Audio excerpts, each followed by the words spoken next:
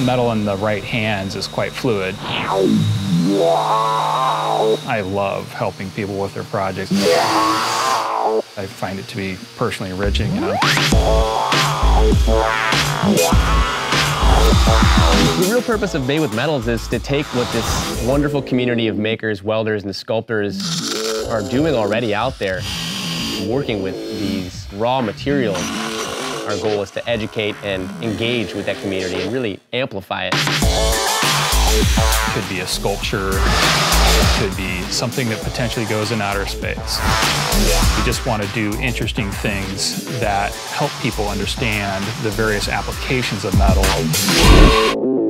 I like the idea of shining a light on people that are making incredible stuff.